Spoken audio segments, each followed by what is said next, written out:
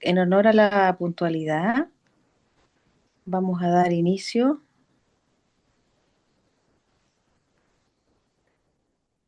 a esta charla conversatorio. Eh, bueno, para su información, estamos grabando la charla porque una vez que se realice, esta misma va a quedar alojada en el canal de YouTube del museo para que ustedes puedan revisarla de nuevo, compartirla con quien estimen conveniente, ¿sí? Esta charla se titula Arte rupestre del desierto de Atacama y la va a conducir Elena Horta Tricalotis. Ella es arqueóloga e historiadora del arte, con títulos obtenidos en la Universidad de Eötvös Loránd de Budapest, Hungría, donde también obtuvo el grado de doctor universitatis en arqueología prehistoria. En 2010 obtuvo el grado de doctora en historia con mención en etnohistoria de la Universidad de Chile. Su trabajo como investigadora se ha centrado en el arte y la arqueología prehispánica del área centro-surandina, con un enfoque especial en los sistemas visuales de las diversas culturas del norte grande de Chile. Sobre estos temas ha publicado artículos científicos y libros, y además ha impartido docencia de pregrado y posgrado en diversas universidades chilenas. Entre los años 2011 y 2024 se desempeñó como académica en el Instituto de Investigaciones Arqueológicas y el Museo Reverendo Padre Gustavo Lepech de la Universidad Católica del Norte, en San Pedro de Atacama, donde también fue la editora general de la revista científica indexada Estudios Atacameños entre los años 2014 y 2015, y posteriormente fue editora de la sección de arqueología de la misma revista entre 2018 y 2024. Bueno, Elena, muchas gracias por estar aquí, por conducir esta charla. Nuestro público también, dale la bienvenida en esta tarde. Me van a disculpar que esté desde el celular, pero tengo una conexión muy inestable, el computador no sé, no me aguanta. Así es que entre los dos algo vamos a hacer. Así es que los dejo con Elena aquí para que disfrutemos de su investigación y de su conocimiento. Adelante, Elena. Muchas gracias. Y sí, pongo mi cronómetro. Ok. Comparto entonces la presentación que tengo para ir ilustrando con imágenes lo que voy a contarles y presentar en el día de hoy. ¿Se ve, no es cierto? Ya. Ok. Antes de entrar en el tema nuestro, propio del desierto de Atacama, de una porción del desierto de Atacama, tenemos que mencionar y tener claridad respecto a que el arte rupestre es un fenómeno mundial, es una manifestación de diferentes creencias, sistemas de pensamiento que se ha dado en distintas épocas y desde muy temprano, como pueden ver aquí en el caso de la cueva de Altamira y el arte rupestre del Paleolítico Europeo, el cual se desarrolló muy temprano, hace muchísimos, varios siglos atrás, por no decir milenios, de 15.000 antes de Cristo, probablemente ya se están eh, dibujando, en este caso, eh, figuras propias de la fauna local, en el caso de la Guadaltamira, que está en España, ¿no? Lo que apreciamos acá es un bellísimo bisonte pintado con carbón vegetal para el contorno, que es la línea oscura, ¿no? del contorno negro, y óxido de fierro, es decir, ocre rojo, en polvo aplicado para el relleno interior de la figura. Lo que se puede apreciar aquí de inmediato es, y lo que impacta, ¿no? Es el naturalismo, el realismo, la extremada cercanía con la figura del animal, tal como la tienen que haber visto en en aquellas épocas, y la maestría para captar eh, esas líneas precisas y esas formas, ¿no? Líneas que conforman formas precisas de un animal. Entonces, en el Paleolítico, bueno, arte parietal europeo, tan temprano como el que mencioné, las escenas son grupos de caballos, cabras, mamuts, ciervos y bisontes, como el que veíamos anteriormente, retratados con extraordinario realismo, con mucho dinamismo. Los animales van en movimiento, tal como podemos ver aquí, todos avanzan de izquierda a derecha, en el caso concreto de este panel. Eh, Hablamos de paneles o panel cuando se logra discernir dentro de un espacio rocoso alguna composición o tipo escena. Pero ¿qué sucede en el ámbito nuestro, en el norte grande nuestro, concretamente en el cañón del río Loa? A la derecha vemos esta línea blanca sinuosa, que es todo el recorrido que hace el río Loa, naciendo desde el volcán Miño, a más de 3.500 metros sobre el nivel del mar, que baja hacia el sur, luego se curva y hace una U perfecta para terminar en Caleta Huelén, en la desembocadura en el río Loa. Entonces, estamos hablando de la región de Antofagasta. Eh, y este río que avanza de esta manera sinuosa, como decía, en ciertos tramos, especialmente en el tramo superior, hasta Conchi más o menos, eh, co- tiene un curso muy encajonado, es un cañón, podemos hablar en rigor del cañón del río Loa. Y es precisamente en ese cañón donde la pared de la quebrada surge una concentración muy, notable y muy numerosa de manifestaciones de arte rupestre. Eh, Aquí tenemos el río Loa, esta es su parte superior, y aquí se empieza a curvar hacia Calama. Toda esta zona donde ustedes ven estos puntitos negros, ¿no?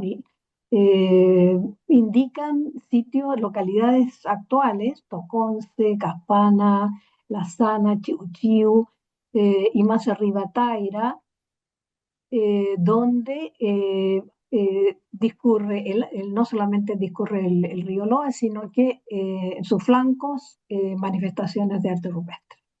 Y lo que tenemos aquí más al sur es el Salar de Atacama, y en la puntita norte del Salar de Atacama, a la localidad que todos conocemos por lo menos de nombre, que es San Pedro de Atacama.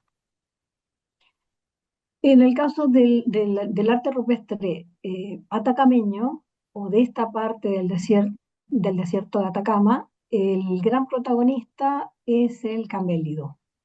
Y lo hemos hablado en otras ocasiones, y sabemos, ¿no?, que eh, los, hay dos especies domesticadas, la llama y la alpaca, y dos silvestres que corresponden al guanaco y la vicuña.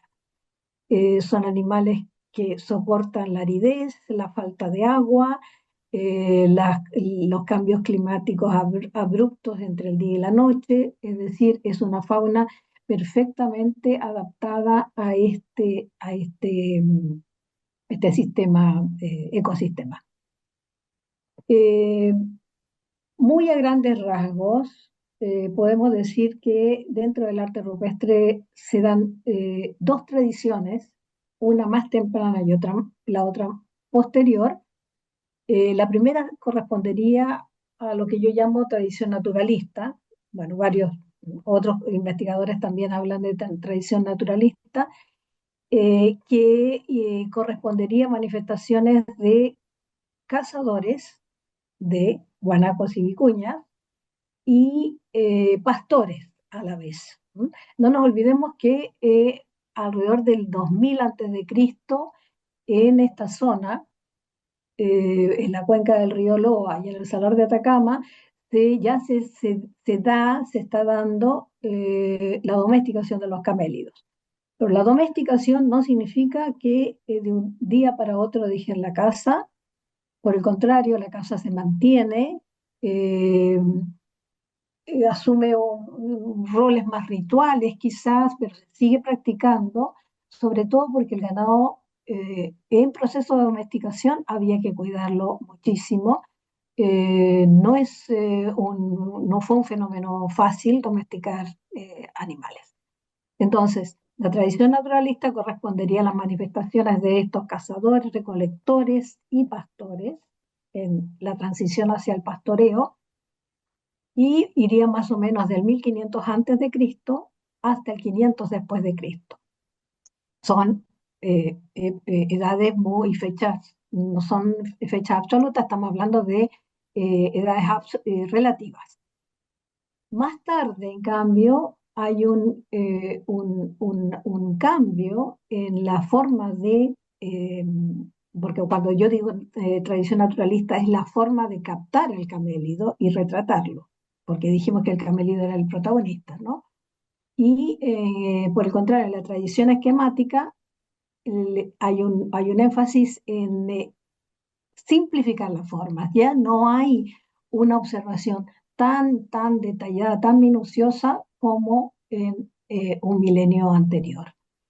Y la tradición esquemática, entonces, nosotros hoy nos vamos a concentrar solamente en la tradición naturalista, no tenía mucho tiempo como para profundizar en la otra, quizás lo podemos dejar para otra ocasión.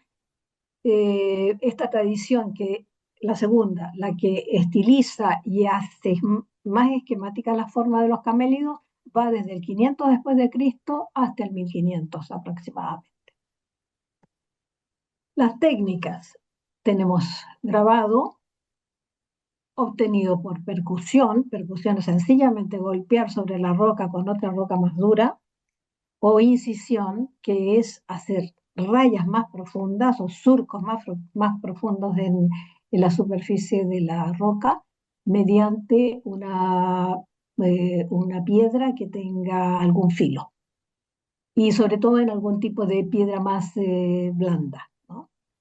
Luego tenemos la pintura o la pictografía, que consiste en aplicar pigmentos minerales. Vimos que en el Paleolítico en Europa se aplicaba el ocre rojo, que es óxido de hierro. Acá también tenemos pintura roja, pero en mucho mayor medida se usa el grabado. La pintura es más ocasional, más excepcional.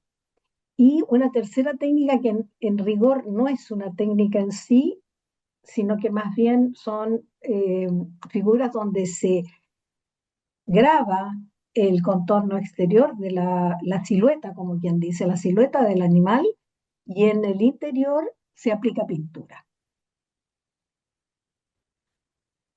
Para los que no han ido al norte y no conocen el desierto de Atacama y sus características, ¿no?, de extrema aridez, de un aire muy diáfano, se ve a mucha distancia, se oye a mucha distancia.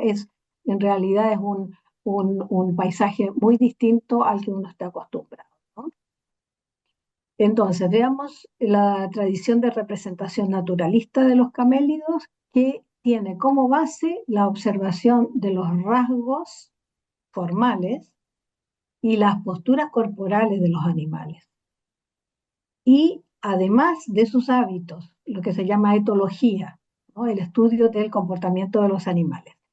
Hay una observación muy precisa, y eso se refleja de un modo eh, notable, se refleja en la representación de estos animales. Ahí tenemos una vicuñita.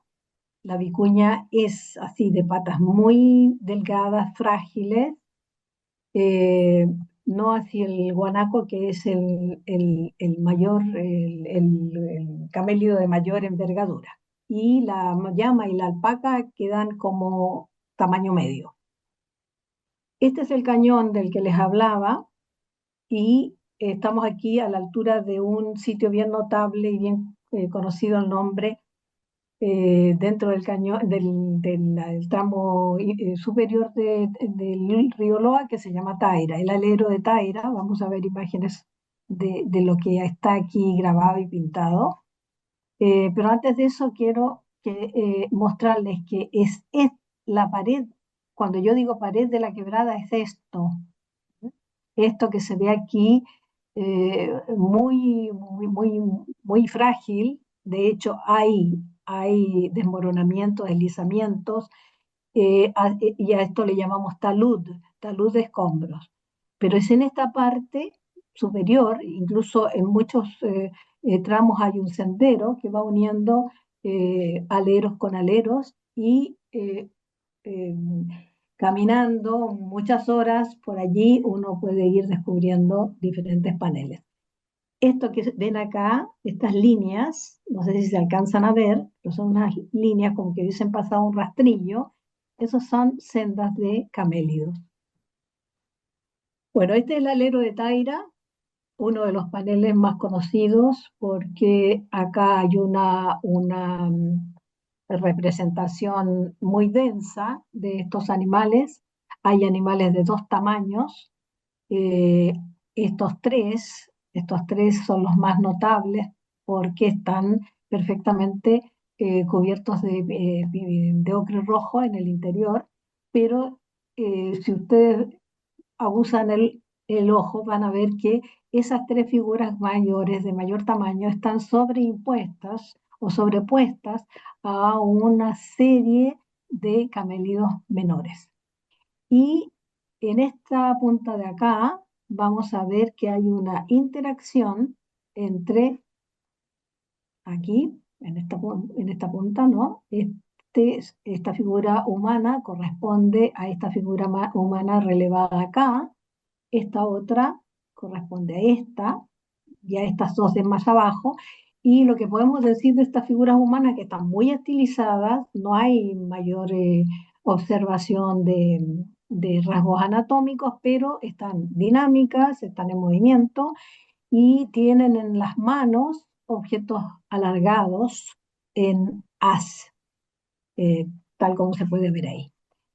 Vamos a ver qué herramienta o qué arma es la que se usa para esta caza. Evidentemente, el dinamismo de la figura humana induce a pensar que estamos frente a figuras humanas que persiguen a camélidos. Nótese el surco, ¿no? Es un surco ancho que dejó a la vista el color natural de la roca al gastarla y el interior pintado.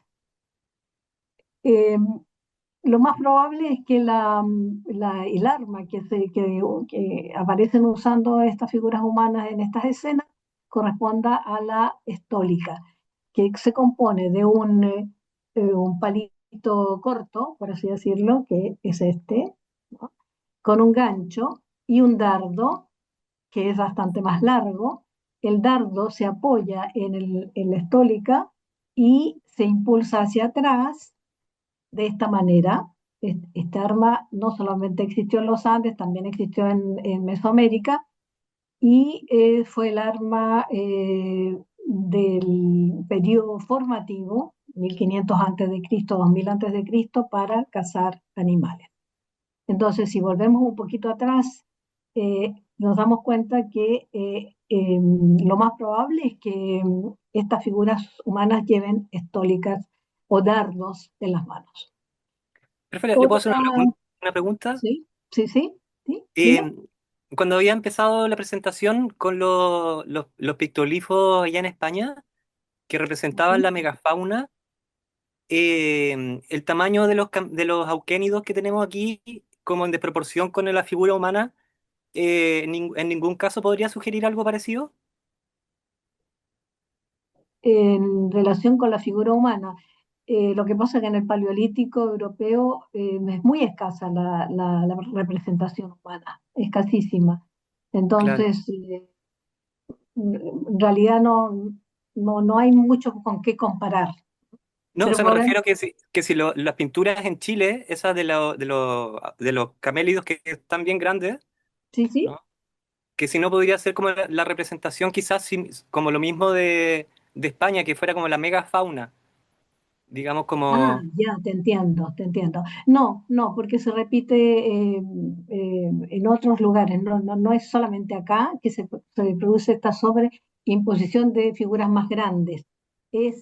Voy a dar la explicación de eso al final, pero lo más Gracias. probable es la intención de que el ganado o el ganado silvestre o el domesticado que está representado ahí sea lo más grande posible, lo más sano posible, lo más fértil posible.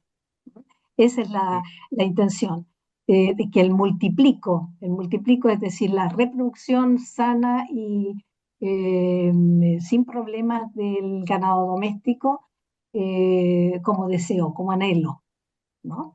Pero al final podemos comentar más de eso. Gracias. Eh, Aquí tenemos otra imagen del alero de Taira y también entremetidas, así que apenas se distinguen, tenemos varias figuras humanas, pero en este caso voy a destacar solamente esta, que corresponde a esta, y, y nuevamente un pie alzado, dinamismo en la postura corporal y el haz de dardos y el palito más corto en la otra mano.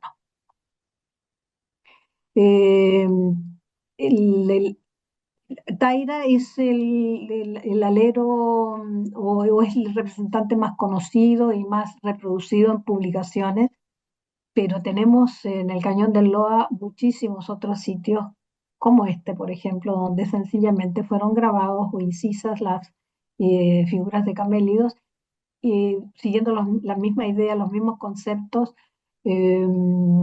numerosos, una concentración numerosa de figuras en en un espacio pequeño, tratando de dar la sensación de un ganado en movimiento muy denso, o sea, hartos. Y lo que decía respecto a comportamiento, estudio de comportamiento, fíjense cómo estos animales hay algunos que curvan el cuello hacia abajo. Las vicuñas cuando corren, por ejemplo, característicamente bajan así el cuello y la cabeza. Ahí tenemos el relevo de eso mismo. Y acá hay otra situación interesante. Este camélido que está aquí tiene una figurita en el vientre y mira hacia atrás. Lo más probable es que con esta imagen se haya tratado de retratar el momento del alumbramiento, o sea, cuando nace un camélido, porque nacen efectivamente en esa posición, cabeza y patas delanteras juntas, son lo primero que sale, ¿m?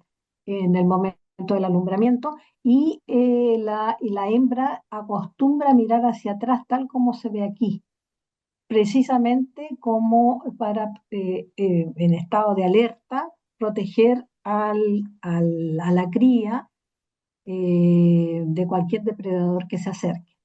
Entonces, como vamos viendo, hay una preocupación, ¿no? por tener que el ganado se reproduzca o que la caza sea lo más productiva posible.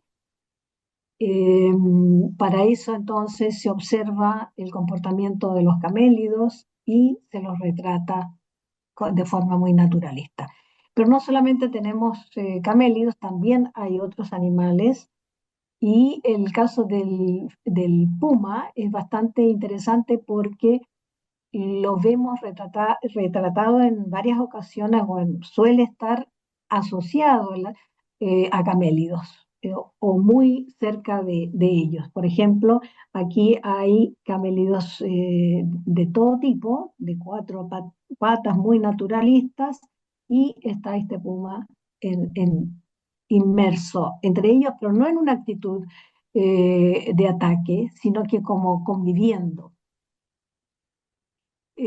También tenemos felinos menores, como el caso de este, que es probablemente sea un gato montés específico, y se lo puede, ¿por qué diferenciamos? En qué hacemos la diferencia entre la representación de un puma y de un gato montés? Bueno, de hecho, el gato montés es el que tiene anillos de color oscuro en las patas y en la cola. El puma no lo tiene. El puma, en cambio, al puma se le representan las garras. Ese es como un patrón estable.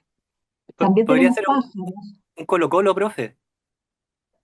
Más que eso, más que eso, es un Geoffroy, es un Leopardus Geoffroy, y llegamos a la conclusión de que es un Geoffroy y no un Colo-Colo y tampoco un Jacobita, porque tiene, si te fijas, tiene acá el relevo, muestra tres líneas paralelas, y ese es precisamente una marca bien notable, bien significativa en el cuello de ese gato montés específico.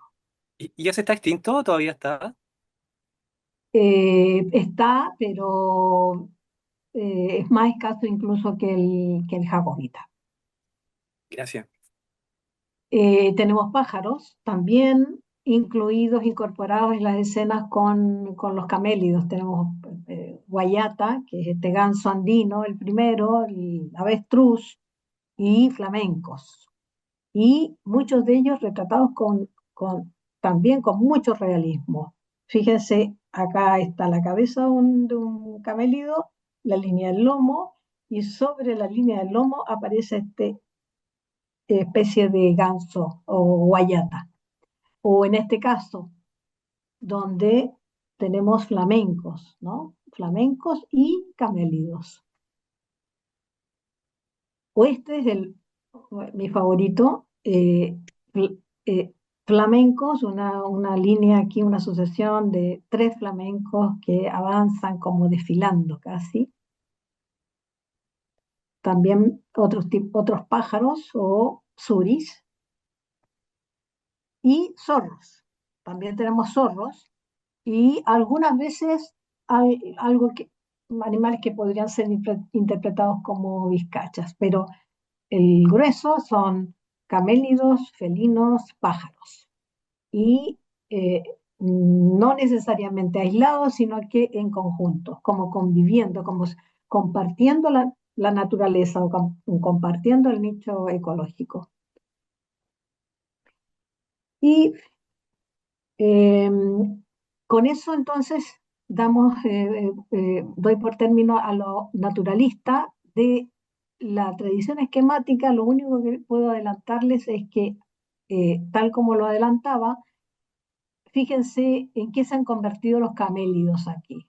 Sencillamente es un rectángulo con cuatro patas rígidas, cola también esquemática, estilizada. Sí se hace énfasis en las orejas paradas, erguidas o hacia adelante, como en este otro panel. Y acá la temática es otra, tal como salta a la vista. Hay figuras humanas que aparecen guiando a estos atos. Aquí hay claramente una caravana, una hilera de camélidos unidos entre sí y guiados por una figura humana. O sea, tenemos un cambio bien radical, que no es de un día para otro, obviamente, pero que en el curso de los siglos se va dando. Y no solamente se estiliza la figura del camélido, sino que todos estos otros animales que veíamos como pájaros, felinos, son muy escasos, no son parte de la temática acostumbrada de esta tradición. Y lo otro que surge es la representación de la carga sobre el lomo del camélido. Entonces, estamos hablando de caravanas, de hatos de camélidos, obviamente en este caso ya son llamas domesticadas, que son utilizadas para el intercambio de bienes de todo tipo en intercambios de larga distancia. Estamos hablando de mm,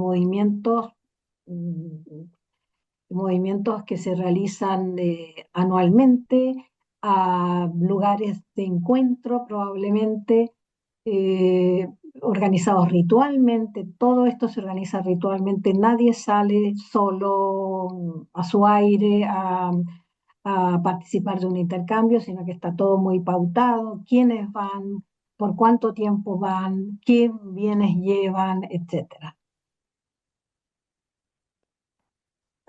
Eh, Esto es para mostrarles, para visualizar el contraste, ¿no? En la esquematización de los camélidos arriba, los negros, volvemos a la misma idea, un rectángulo y cuatro líneas rectas y énfasis en las orejas arqueadas hacia adelante, más la presencia de una soga unida, o sea, un ser humano, una figura humana que va guiando a ese camélido. Contrastarlo con, por ejemplo, esa hilera de camélidos ultranaturalistas a los cuales se les perdió desgraciadamente la cabeza por producto de afloraciones de humedad en la roca. Corresponde a un alero, son figuras de 15 centímetros nada más, 15, 20 centímetros, pintadas, tal como ustedes las ven en ese rojo. Las figuras negras no son negras, sino que son grabadas, pero mediante una técnica que le decimos piqueteado, porque significa percutir toda el área interior. Percutir, percutir, percutir, y provocar entonces un desbaste de la pátina más exterior de la roca y por lo tanto se logra la imagen así por inmersión, como quien dice, se convierte en una pequeña depresión. Entonces cambia la técnica, ¿no? Perdón, uy, me está indicando, ya, ahí, no sé cómo, no sé cómo apagarlo, ahí está, silenciar, disculpen. Cambia la técnica y sobre todo la temática. Bueno, y para terminar, entonces, como resumen, vimos que las representaciones en arte rupestre reflejan las distintas formas en que las sociedades humanas tempranas se relacionaron con la naturaleza, tanto como fuente de subsistencia como en su dimensión simbólica, religiosa y existencial. En el caso del arte rupestre atacameño, la figura más representada es la del camélido, un animal que sigue siendo muy importante para la vida de las personas en el norte de Chile, no solamente en el norte de Chile, en todos los Andes, tanto en lo económico como en lo social y religioso. Y las figuras grabadas en la roca fueron parte de una forma de comunicación y lugar de ofrenda de los antiguos atacameños con sus dioses o seres tutelares para que les proporcionaran bienestar, salud, buenas cosechas, que se multiplicase el ganado, etcétera, etcétera. Con eso doy por terminado. Me pasé un poquito. Muchas gracias, Elena. Vale la pena siempre ese poquito. Si quieres, puedes dejar de compartir la Ok, presentación. sí.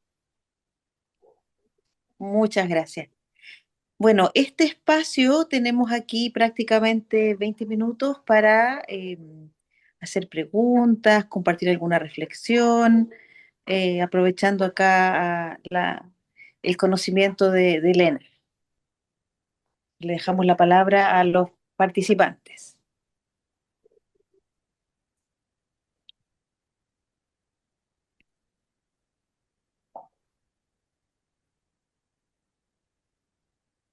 Ahí está levantando la mano Gonzalo, parece, ¿verdad?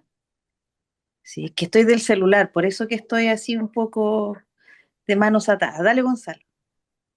Profe, yo quería aprovechar de su expertise.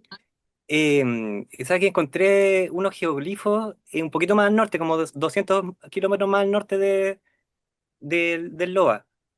Y son geoglifos. Y me gustaría poder mostrárselo a ver qué me dice. 200 kilómetros al norte del Loa, del río Sí, Loa.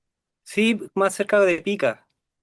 Ajá, ok, en la Pampa del Tamarugal. Entonces, no estás hablando de los geoglifos de pintados, por ejemplo. No, son No, geoglifos inéditos.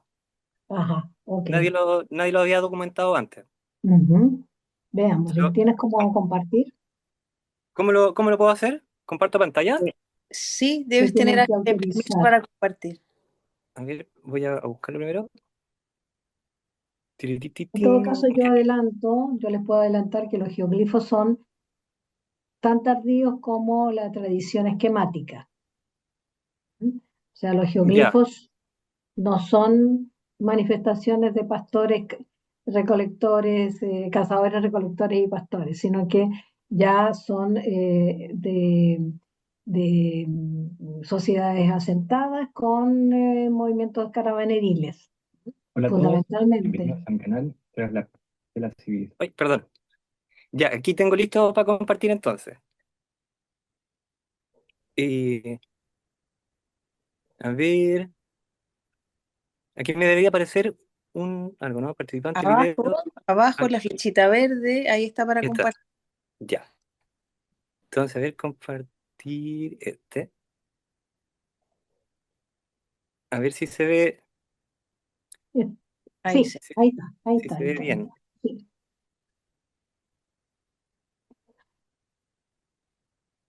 Mira, esto, yo hice una investigación con alineamiento de solsticio Mm. Ujú. y equinoccio y encontré varias estructuras y lugares rituales, observatorios, y entre ellos también este geoglifo. Ajá, ajá. Pareciera ser un círculo concéntrico. Tiene Mm. un símbolo concéntrico con una figura simbólica adentro, no sé si es un cóndor o quizá un antropomorfo. Al Ajá, medio se observa un antropomorfo de cuatro patas, pero gruesa, ujú, y la cabeza pareciera ser el círculo concéntrico que tiene el cóndor adentro. Si usted se fija, aquí justo abajo hay una cola de ballena, lo que podría ser una cola de ballena, perdón. Y aquí vemos este símbolo que es una de las cruces que yo creo que simboliza un chamán, y también tiene que ver con el solsticio. espera un poquito, Y espera un poquito. Aquí en el centro hay una figura zoomorfa, o sea, un animal de cuatro patas. zoomorfa, me equivoqué, perdón. Sí, Perdón, sí, sí. Ok, zoomorfa. ok. Y aquí Pero también, si también te hay una fijas, figura, ajá, ajá, ok. Pero si te fijas, es también dentro de la tradición de estilizar la figura del animal, sea lo que sea camélido, sea felino, ¿no? O sea, claro, estamos hablando de un periodo posterior a la tradición naturalista, que es claro, sí, característica de los geoglifos. En todos los geoglifos, o sea, es el denominador común de la temática de los geoglifos. Es interesante, interesante este. y mire, sabe que yo creo que podría ser una simbolización, como una abstracción de la taruca, como del venado andino. Por La la, taruca, sí, o sea, la taruca existe en la fauna, pero en las representaciones iconográficas muy escasamente, sería claro. muy Y, raro. y creo que están como relacionadas con esta figura de Tunupa también. Como que la taruca y el venado se asocia mucho a lo que podría ser esta figura que está como conectada con el cielo, ¿no? Bueno, es como suposición mía, estoy especulando bastante, pero nomás y claro, yo encuentro que es súper interesante y todos los arqueólogos que les he preguntado, claro, eh, quedamos todos así como, wow. Habría que, habría que hacerle un relevo, habría que hacer un relevo, ¿no? En base a fotos fijas o distintos momentos y ver qué es lo que se va formando. Mira, por ejemplo, Eh, estos ¿Sí? simbolismos aquí también son interesantes. como que parecieran Ujú. ser símbolos, ¿no? Sí, de acuerdo. Pero lo que tú tienes que entender es que el lenguaje de los geoglifos es bastante limitado. No hay una multiplicación de iconos o eh, hay elementos que se repiten muy constantemente, como por ejemplo el hexágono, no, la cruz de lados iguales con un contorno escalerado, Claro. o el icono que es una flecha, como una flecha ancha, o el icono de la figura humana con brazos así como que tuviese no sé, un tipo gancho y luego cabeza con tumi. Sí, hay mucho círculo concéntrico, hay mucho batracio, tipo sapo, rana. Eh, ¿Qué más? Bueno, los escalerados en general. Entonces, hay un repertorio, eso es lo que te quiero decir, hay un repertorio que podemos decir es limitado, no se multiplican los iconos infinitamente. Claro. Entonces, si pudiésemos hacer o tú pudieses hacer un relevo de esto o mejorar, porque esto lo hicieron Esto lo hice con con un dron, dron, sí. Y ya. es muy difícil, mucho viento, está súper lejos, con una caminata más o menos 5 horas para llegar. Ujú, Y también en el otro lado hay un panel de geoglifos geométricos. ujú, ujú, ujú. Em, Muchos elementos geométricos. Sí, porque claro, todo lo mire, que yo te estoy mencionando son elementos geométricos, son iconos geométricos. Eh, es difícil en todo caso poder reconstruir, ¿no? Así, no teniendo la cercanía con el diseño, reconstruir el diseño. Pero una cosa, si puedes volver atrás a la imagen inicial, ya, te quería hacer notar un, seg- algo. un segundito que se me había quedado Ahí, pegado acá. Mira, ahí, ahí que puede ese, ser. ese es el otro panel, Ajá. que hay dos geoglifos geométricos y aquí pareciera haber estructuras aquí abajo a la izquierda, no sé si fija, mire. Ujú. Sí, sí, sí, sí, sí, Eh, sí, sí, sí. Al parecer esto es un complejo súper grande. Ujú. Eh, Voy a Como, volver como el de, a la- como el de Chuk Chuk. ¿Conoces los geoglifos Sí, de Chuk Chuk? sí, Parecido. sí, en, y las estructuras también se parecen un poco a Turi, pero está más lejos Turi, pero bueno, ahí se la dejo. Cuando quiera podemos seguir hablando Ok. también. Yo, Esto quería que volvieras a este punto. Si te das cuenta, es la ladera de un cerrito bajo, pero un cerrito que se destaca. claro, Chuk Chuk es lo mismo, es una sucesión de cerritos bajos con caras más o menos expuestas que son aprovechadas para implantar estos diseños. Y son diseños, como te digo, que se repiten. Entonces, eh, si tú te encuentras con relevos de Chuk Chuk, vas a poder reconocer probablemente figuras que estén aquí o viceversa. Eso es lo que quiero decir. Pero en todo caso, el tema geoglifo es una manifestación distinta del grabado en roca. Esto es para que los caminantes del desierto, la gente que atraviesa el desierto precisamente en estas eh, eh, campañas caravaniles, por así decirlo, se orienten, sepan dónde están las aguadas y no solamente eso, sino que además presenten ofrendas. Estos eso, lugares, eso es, estos lugares son sitios de ofrendas. Y eso es, volviendo al cañón del río Loa, también lo son. claro, Debajo de cada panel tú puedes encontrar elementos arqueológicos, restos de artefactos arqueológicos que fueron que fueron rotos in situ en el lugar mismo, ofrendando chicha o eh, ofrendando coca, hojas de coca, ¿no?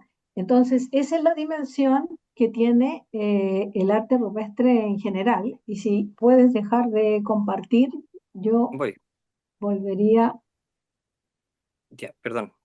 Como ¿sí? aquí, Porque así vemos a los demás, por si aquí no me- alguien más quiere preguntar algo. ay, perdón que no me aparece. Ponte la flechita a ver ahí. Ahí. No, ¿No? te fue a otra, te fuiste a otra pantalla. Tienes que pincharla donde dice dejar de compartir. Perdón. Ah, y acá arriba que estaba escondido Sí, Ahí sí, en ahí la que sí. se rueda. esconde, se sube. Sí. Bueno, Perdón. Bueno, muchas Muchas gracias. gracias. Disculpe la no, intervención, no, perdón. muy interesante, muy interesante. Muchas gracias. Ahí después Eh, igual escribo para preguntarle más cositas. sí, sí, cómo Muchas no. gracias. Lo importante de todo esto es entender que no son manifestaciones eh, por, por, por capricho o porque sencillamente me gustan los camélidos y voy a dibujarlos. O sea, eso es mucho más que eso.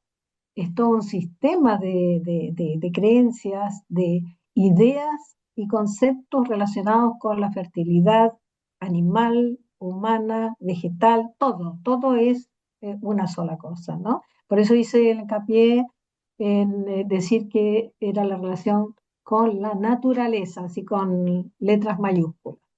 Claro. Yo tenía la teoría, tengo la hipótesis, ya que están relacionados estos caminos de carabineros, están relacionados con alineamiento, y yo tengo la teoría de que los ancestros de los carabineros vivían ahí, digamos, tenían asentamientos, y por motivos de cambios climáticos tuvieron que desplazarse más al altiplano, como, los pueblos de Bolivia, por ejemplo, y como los Uru, los Chipaya y posteriormente el Tiwanaco, pero los ancestros de ellos están en la zona del desierto de Atacama y que, claro, ellos vuelven a presentar ofrendas a sus ancestros y en algunos casos a que los entierren a ellos también, como así como cuando la gente va a la Meca, por ejemplo. Así Eso es no es tan así, ¿eh? una No especulación, es es tan una así. teoría. Desde la arqueología, por lo menos, no es tan así porque lo que se ha encontrado asociado a estos cerritos bajos con figuras, ¿no? Son generalmente estaciones de paso, como quien dice, pequeñas estructuras que sirvieron para pasar la noche, para una estancia corta y probablemente ubicados de forma tal que ya estaba calculado los kilómetros que se podían caminar durante el día.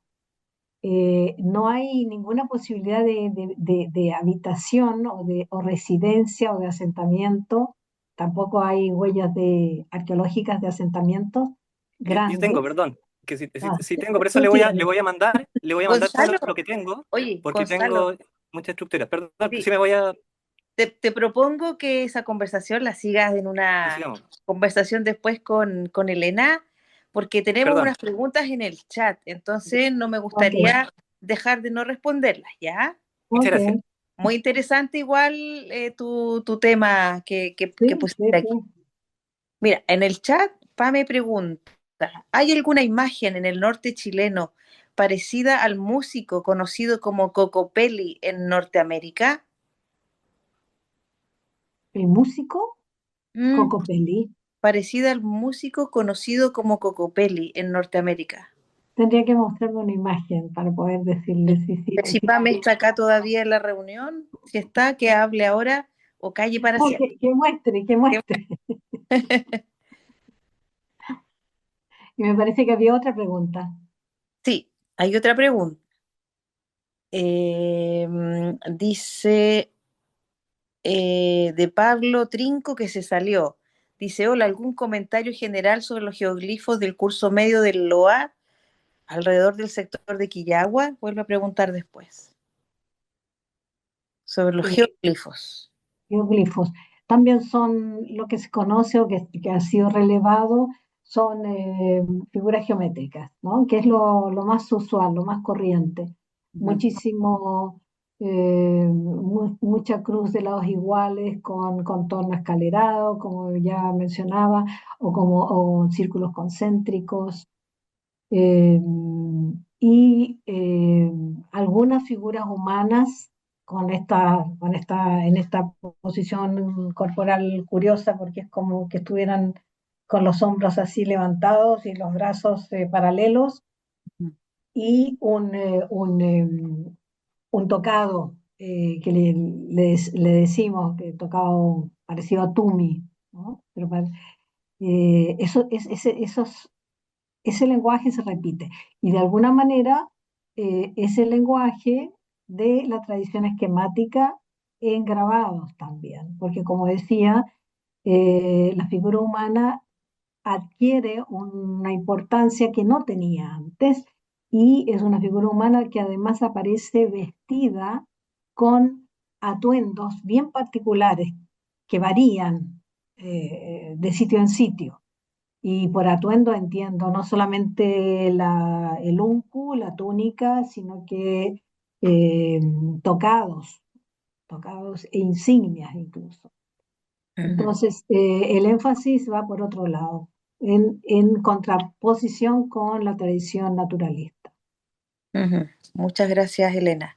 Tenemos otra pregunta de Margaret Núñez. Dice, muy interesante su presentación, las fotos geniales. Pregunta, ¿cómo se calcula la edad de las figuras? Por ejemplo, la pictografía de España, ¿qué método se utiliza? Muy buena pregunta. Eh, la, es un tema difícil porque en realidad para tener absoluta certeza y fechados precisos hay que extraer un poquito del pigmento aplicado. Ujú, Y eso es lo que se ha hecho en distintas partes del mundo. Pero para evitar eso, porque en realidad es como raspar la pintura, ¿no? Raspar el óleo, eh, por pequeño que sea, es una invasión. En el caso del alero de Taira, se obtuvieron varios fechados, no raspando la superficie, sino que ahí eh, se presentó una situación bastante eh, beneficiosa, o no sé cómo decirlo, porque se encontró una excavación al pie de uno de los paneles un granulado del ocre que se había utilizado. Entonces, eso se fechó. Y por otro lado, también se fechó la madera de cactus con la que se había hecho una viga para techar un pircado. Habían 3 pircados adosados al alero. Entonces se extrajo un pedacito de esa madera. El cactus, en todo caso, presenta otro problema, que el cactus puede vivir 400 años, 300 años. Entonces, puede haber sido cortado 200 años. Podría haber sido cortado cuando se utilizó para hacer la viga un cactus de 200 años antes, ¿no? Pero ujú. bueno, sea como sea, el rango de los fechados que se conocen para el alero de Taira, este famoso de los grandes cameleos pictograbados, va más o menos del 650 antes de Cristo hasta el 1600, con intermitencias. Y eso da cuenta de que lo que hablamos antes, son lugares de ofrenda, y son lugares de ofrenda a los que las poblaciones en distintas épocas, en distintos momentos del año, acudían en forma ritual y en forma organizada para hacer el pago a la tierra, el pago a la naturaleza. Muchas gracias, Elena. Hay otra pregunta que tomándonos de esta misma dice, ¿en qué rango de dataciones se encuentran estas manifestaciones en el desierto de Atacama? Bueno, lo que dije de Taira, eso lo conocemos específicamente para el caso de Taira. Y es un caso excepcional donde se hicieron excavaciones y se estudió muchísimo, se relevaron todos sus paneles, ¿no? Hay un sinfín de otros sitios que no han sido datados, obviamente, no es donde no se han dado las condiciones de residuos que pudiesen haber sido someterse a fechado, pero en general lo que yo dije, o sea, el rango de temporal que yo mencioné del 1500, 2000 antes de Cristo, hasta el 500 después de Cristo, o sea, 3000 años para la tradición naturalista, que es la tradición más larga, Ujú, porque insisto en lo mismo, la domesticación fue una cosa de varios milenios, ujú. la domesticación de cualquier animal, no solamente los camélidos acá. Perfecto. Margaret, muchas gracias. Extremadamente interesante su explicación. Aprendí mucho.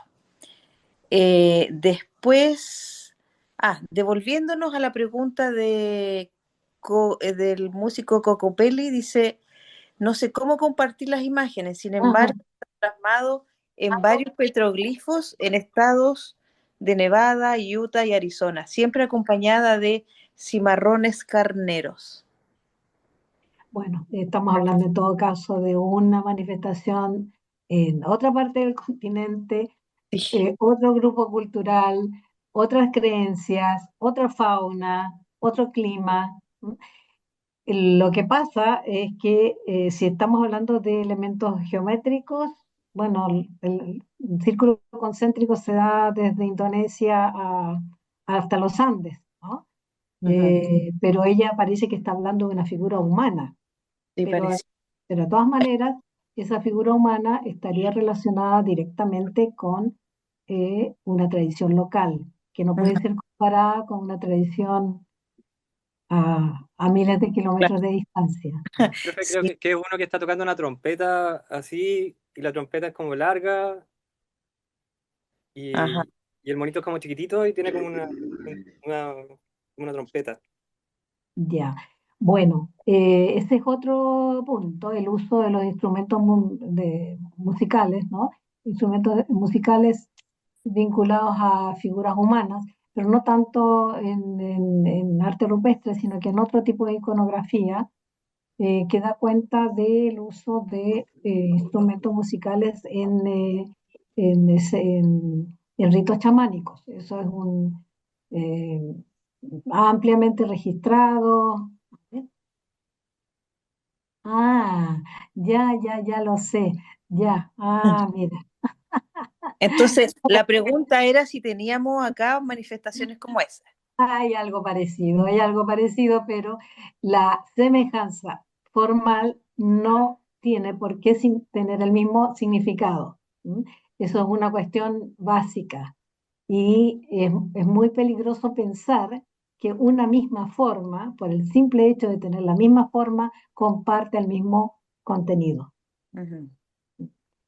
porque estamos hablando de tradiciones locales, micro o macro regionales o áreas culturales. Luego comparar Siberia con los Andes ya es un poquito, es un salto mucho mayor, ¿no?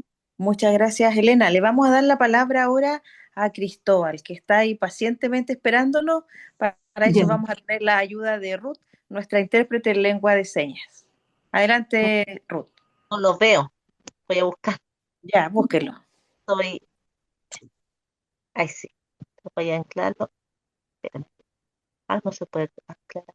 Es que estoy contable, no estoy en Ajá.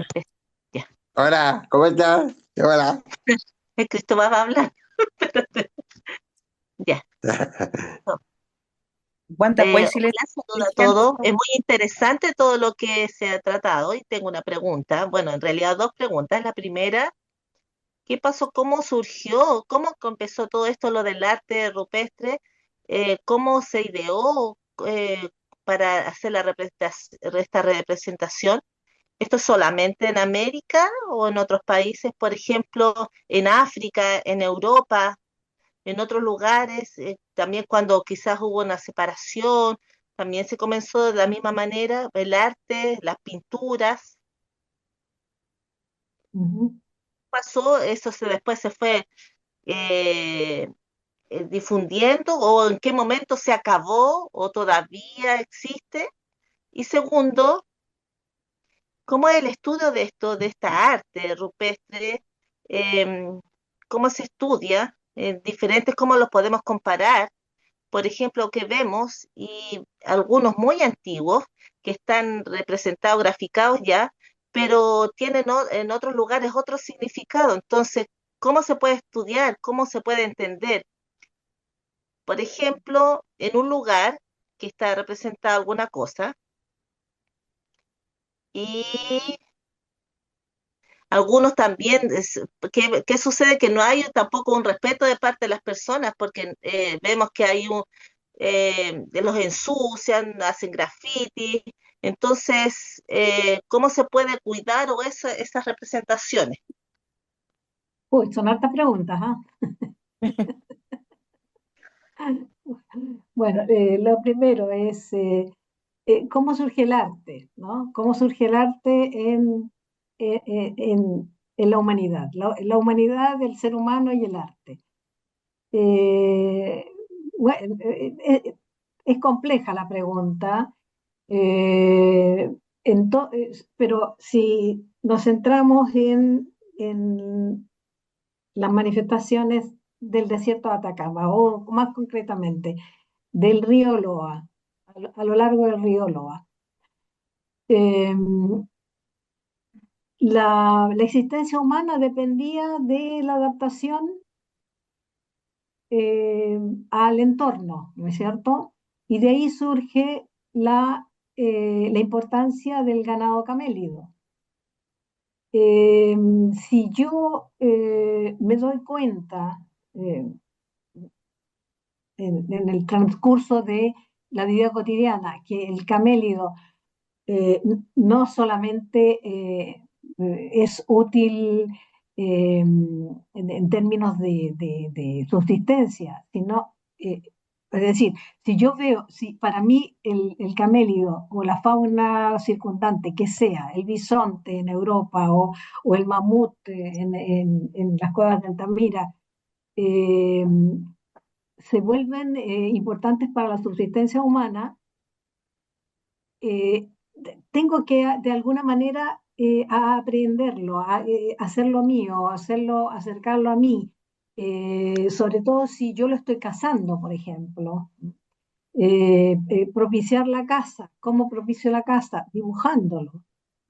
Muchas de estas imágenes de animales en el Paleolítico europeo tienen impactos de flechas, es decir, se realizaban en contextos donde agudía gente que de alguna manera sentía que mediante el flechamiento de la imagen eso podía repetirse o tener una réplica en la realidad y tener una casa provechosa, una casa fructífera. Eh, Esas son las teorías con las que nos manejamos hasta el momento, pero también hay otra parte de los estudios de la neurociencia que tratan de indagar cómo es el proceso cognitivo para eh, captar una imagen y ser capaz de replicarla. No todo el mundo es capaz de hacerlo. Y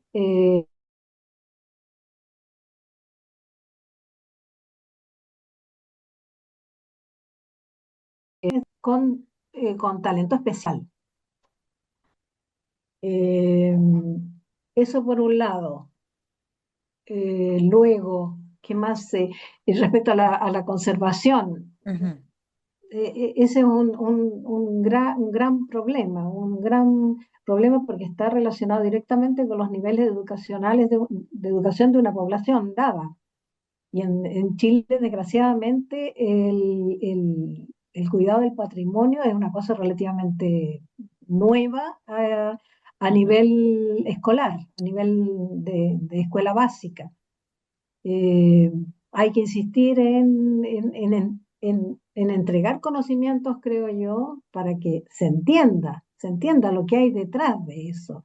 No es una imagen, como decía, que arbitrariamente se decidió que se iba a grabar o se iba a pintar. Es un entramado cultural muchísimo más denso y en este caso estamos hablando de milenios. Entonces, mientras no haya a nivel escolar una entrega de este tipo de preservación del patrimonio, cómo preservarlo, primero, lo más importante es no te acerques, no lo toques y bajo ningún punto de vista lo alteres, no puedes obliterarlo.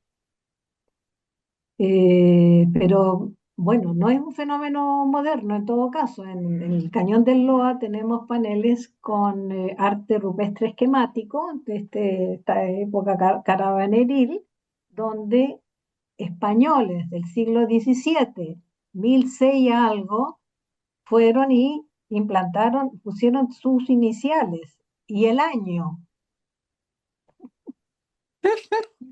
Y eso lo hace el ser humano hasta el día de hoy. Va a los geoglifos de Chukchuk y deja su firma. O sea, ¿qué necesidad hay de eso? Ninguna, obviamente, pero tras eso es la desinformación, el no entender eh, qué significa exactamente el patrimonio. Gracias, Elena. Nada. No sé si hay otra preguntita por ahí.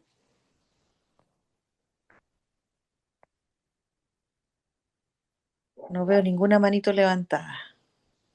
Ahí, aprovechando, Gonzalo, otra vez, dale. esperé al final, pero no había nadie más, pues. Pero para terminar, Ya, oiga, profe, sabe que hay una teoría súper interesante, o sea, porque yo, claro, o sea, estoy hablando de teorías, ¿no? Muy difícil comprobar todas las cosas que uno puede pensar, pero hay una teoría muy interesante que se llama la teoría del hombre de plasma, ¿ya? Y que es esta figura, permiso, eh, ya que aprendí a compartir pantalla, voy a utilizar mis talentos. Esta figura de acá está en Tongoy, ya en el Valle del Encanto también la vemos. ¿Si la alcanzan a ver o Sí, sí, sí. esta? Muy Y esquemática. Varias líneas nada más, representando es, una figura humana. claro, hay líneas y hay tres antropomorfos, ya, pero lo interesante es que se parece a una de las que estaba hablando usted, un poquito con LIDAR, le hice el mapeo Ujú, para que se viera un poquito ujú, mejor, ujú. pero es esta figura de aquí, mire, que, ay, perdón, esta, está esa de ahí, que, Sí, volvemos a lo mismo, Gonzalo, volvemos a lo mismo. Me estamos mostrando figuras humanas estilizadas desde indios navajos hasta China, ¿no? claro, Eh, pero todavía no le hago mi pregunta todavía, po. bueno, Claro, porque yo sé lo que usted me va a decir, pero estoy intentando llevar el diálogo un poco más allá para no descartar las ideas que pueden ser obvias para usted y para nosotros, pero para el resto de la gente pueden ser muy interesantes, ¿no? oye, la idea es circunscribir esto en el arte rupestre del desierto de Atacama, ¿ah? Es que en el desierto, en el desierto de Atacama también está y en Tarapacá también está.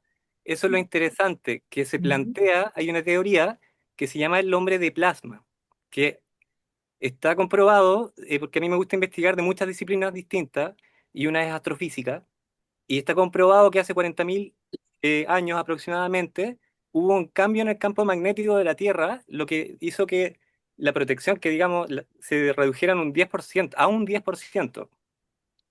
La Entonces protección se hizo una figura en todo el mundo como una aurora boreal, ¿ya? Y que algunos científicos dicen que esta representación en arte rupestre en distintas partes del mundo podría ser un fenómeno global que se vio en el cielo y se plasmó.